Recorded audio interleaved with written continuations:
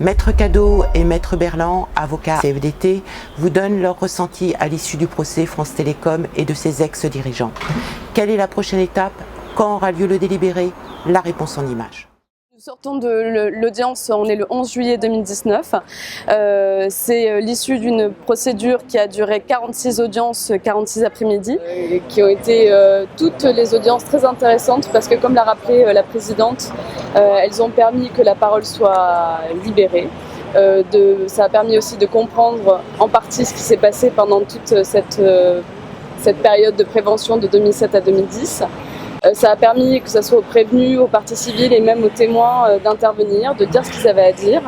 Et la présidente a clôturé cette audience en expliquant que le 20 décembre, elle lirait des extraits de la décision pour expliquer en partie la raison pour laquelle elle rendait la décision que le tribunal allait devoir trancher justement jusqu'au 20 décembre parce qu'ils ont du boulot.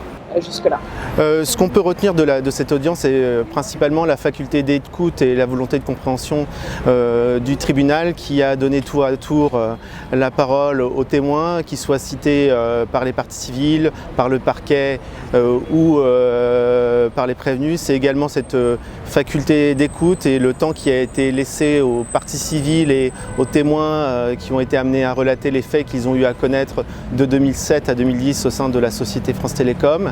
Et cette écoute a permis d'apporter un certain nombre d'éléments de réponse, a permis de contextualiser les faits qui sont reprochés aux prévenus. À l'issue de ces débats, pour les avocats, pour le parquet, le travail est terminé. Désormais, les 3 juges vont être amenés à analyser un dossier qui compte près d'1 million de pages, 500 pages de notes d'audience, près de 400 nouvelles pièces qui ont été échangées dans le cadre des débats et vont être amenés à se poser la question, et la seule question à laquelle ils ont à répondre, c'est de savoir si les personnes poursuivies, à savoir France Télécom, personne morale, mais également les prévenus, M. Lombard, M. Vénès, M. Barbereau, M. Moulin, Mme Dumont et Mme Boulanger, ont commis, et M. Chouret-Ouvrier, ont commis pour certains des faits de harcèlement moral, pour d'autres des complicités de harcèlement moral, durant la période de prévention, c'est à savoir de 2007 à 2010, dans le cadre du projet ACT et du projet Next, et de savoir si ces faits de cette politique managériale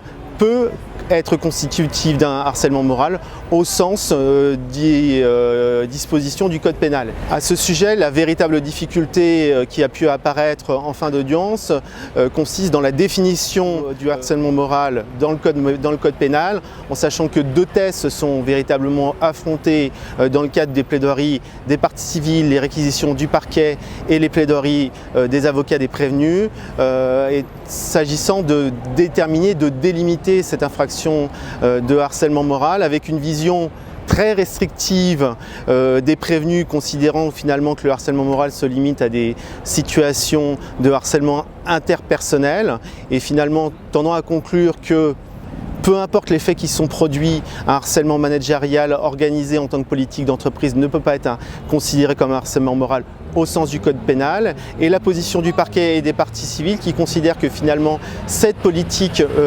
managériale constitue un acte de harcèlement moral et des agissements répétés au regard des différents agissements qui ont été réalisés dans le cadre de cette politique d'entreprise qui avait pour objet et pour effet de déstabiliser l'entreprise et de pousser les gens soit au départ, soit à la mobilité.